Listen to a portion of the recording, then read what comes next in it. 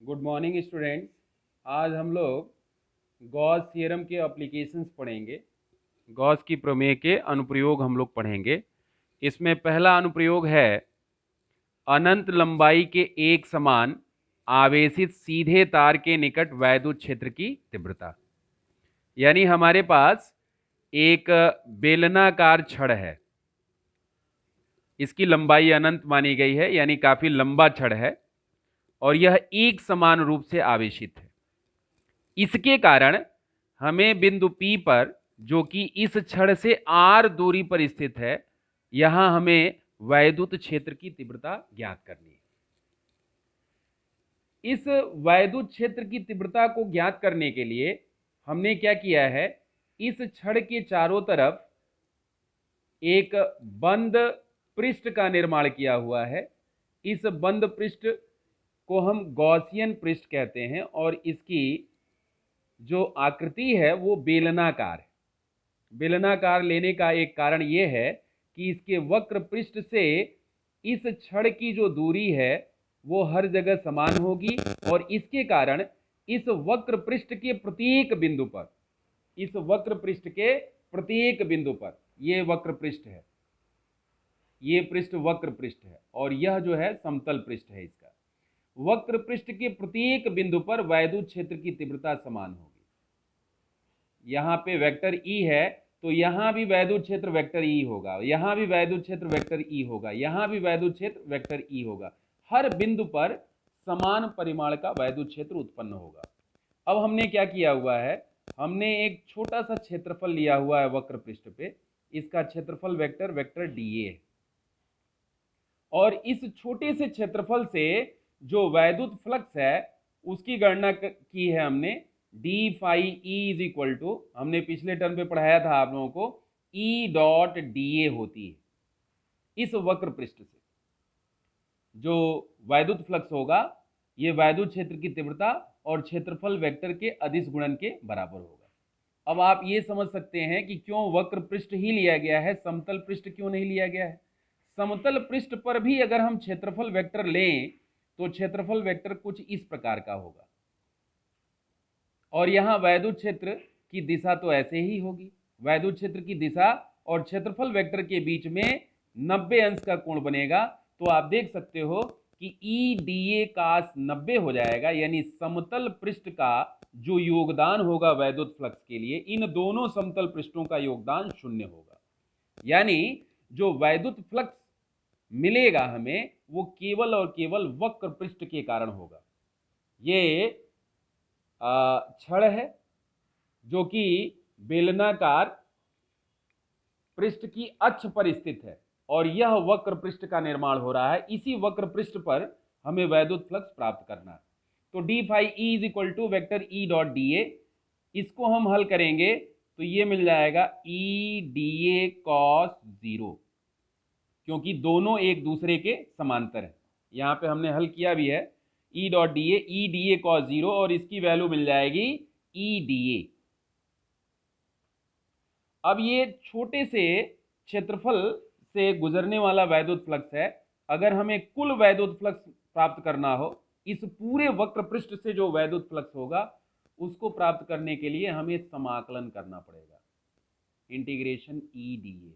और अभी हमने बताया है कि वक्र पृष्ठ के प्रत्येक बिंदु पर वैद्युत क्षेत्र का परिमाण नियत है और इस नियत होने के कारण इस इंटीग्रेशन से इसे हम बाहर निकाल सकते हैं। इंटीग्रेशन डीए मिलेगा और इंटीग्रेशन डीए का मान आपको पता है, सिलेंडर का यानी बेलन का वक्र पृष्ठ क्षेत्रफल जो होता है वो 2 पाई आर एच होता है। यहाँ पे जो लंबाई ली गई है ये लंबाई L है, इसलिए इसका क्षेत्रफल हो जाएगा 2 पाई आर एल। ये फाई ई की वैल्यू है। गॉस की प्रमेय से फाई ई बराबर हम क्या जानते हैं, Q अपान एप्सिलॉन नॉट, और ये हो जाएगा E इंटू 2 पाई आर एल। अब यहाँ पे एक बात आपको समझनी होगी, आवेश का जो वितरण है वो इसकी लंबाई के अनुदिश है। हम अगर ये माने कि ये L लंबाई की छड़ है और इस पर Q कूलाम आवेश का वितरण हुआ है, तो L लंबाई की छड़ पे आवेश का वितरण Q कूलाम का है, तो एकांक लंबाई पर आवेश की मात्रा क्या होगी, Q/L, यानी कूलाम प्रति मीटर। इसी को हम रेखीय आवेश घनत्व कहते हैं, जिसे लेम्डा से व्यक्त करते हैं। हमने ये माना हुआ है कि छड़ का रेखीय आवेश घनत्व लेम्डा है। तो जब छड़ का रेखीय आवेश घनत्व लेम्डा होगा तो लेम्डा इज इक्वल टू हम लिख सकते हैं एकांक लंबाई पर आवेश, Q/L, यानी Q इज इक्वल टू हम लिख लेंगे लेम्डा इंटू L। अब इस Q का मान आप इसमें रख सकते हो, तो ये लिखोगे lambda L/ε0 is equal to E into 2πRL। अब यहां से लिख लेंगे हम, L will be cancelled with L, E is equal to λ/2πε0R। E की वैल्यू मिल गई आपको λ/2πε0R, यही यहां हमको मिला हुआ है। E is equal to λ/2πε0R। अब इसको हम 1/4πε0 लिखना चाहते हैं। इसके लिए हमने क्या किया है, ऊपर नीचे 2 से मल्टीप्लाई कर दिया है। तो जब ऊपर नीचे हम 2 से मल्टीप्लाई कर देंगे तो ये हो जाएगा 1/4πε0 इंटू 2λ/R। यह फार्मूला हम ऐसे लिख सकते हैं। वेक्टर रूप में अगर हम लिखने की कोशिश करें तो ये जो हमने ये दूरी दिखाई हुई है R, इसी के अनुदिश हम एक एकांक वेक्टर R कैप लिख सकते हैं। और जब एकांक वेक्टर का मल्टीप्लिकेशन आप राइट हैंड साइड में कर दोगे तो इसका मान तो बदलेगा नहीं, इसमें दिशा मिल जाएगी और यहाँ पे हम वेक्टर लगा देंगे, यानी वेक्टर E बराबर 1/4πε0 2λ/R multiplied by R cap. R cap vector R की दिशा में एकांक वेक्टर है। यहाँ एक बात महत्वपूर्ण है कि E इज इक्वल टू हमने लिखा है λ/2πε0R, लेम्डा भी नियत है, 2πε0 भी कांस्टेंट है, यानी E इनवर्सली प्रोपोर्शनल है किसके, R के।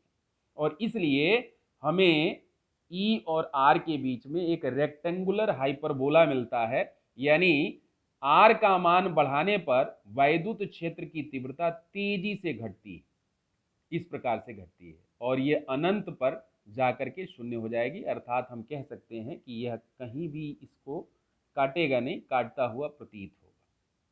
तो इस प्रकार से हम वैद्युत क्षेत्र की तीव्रता किसी आवेशित छड़, लंबे आवेशित छड़ के कारण वैद्युत क्षेत्र की तीव्रता प्राप्त कर लेंगे। इसके बाद हमारा अगला टॉपिक है अनंत विस्तार की समतल आवेशित अचालक चादर के निकट वैद्युत क्षेत्र की तीव्रता। हमने क्या किया है कि हमने एक चादर लिया हुआ है, हमने एक आवेशित समतल चादर ली हुई है। ये काफी बड़ी चादर है, अनंत विस्तार कहा गया है इसमें। इस पे पॉजिटिव चार्ज है, ये एक समान रूप से आवेशित है। हमें क्या करना है, इससे कुछ दूरी पर यहां बिंदु हमने लिया हुआ है P, इस बिंदु पर वैद्युत क्षेत्र की तीव्रता ज्ञात करनी है। इसको ज्ञात करने के लिए हमने क्या किया है कि इस साइड में जो बिंदु P है उसके अपोजिट साइड में इसी के सममित बिंदु हमने P' लिया हुआ है और इन दोनों को बेलन के, गॉसियन बेलन के समतल पृष्ठ पर स्थित माना है। गॉसियन बेलन के समतल पृष्ठ पर स्थित माना है। यहां P' है और यहां P है। अब आपको पता है कि धन आवेश के कारण वैद्युत क्षेत्र की दिशा इधर की तरफ होगी। ये वेक्टर E है, इसका क्षेत्रफल वेक्टर हम मान ले रहे हैं वेक्टर A। इसी प्रकार इस धन आवेश के कारण वैद्युत क्षेत्र की तीव्रता इधर की तरफ होगी, इसको हमने E' से लिख दिया है।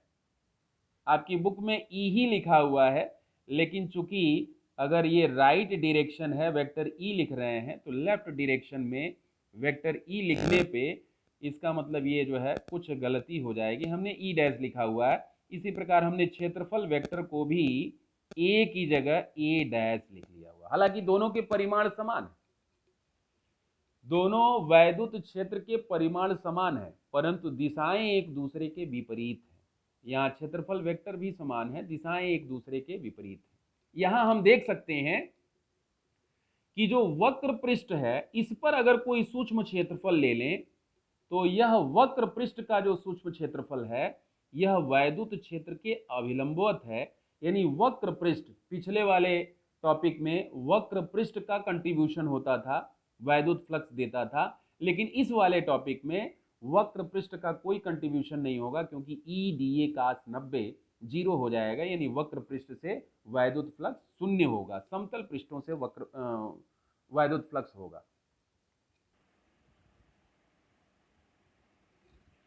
तो यहाँ वक्र पृष्ठ का जो योगदान है वैद्युत फ्लक्स के लिए वो शून्य होगा और सिर्फ समतल पृष्ठों का योगदान होगा। अब कुल वैद्युत फ्लक्स की गणना करते हैं हम इस गॉसियन बेलनाकार पृष्ठ से। जो कुल वैद्युत फ्लक्स है उसकी गणना करते हैं तो समतल पृष्ठ संख्या 1 इसको मान ले रहे हैं और ये समतल पृष्ठ नंबर 2 है।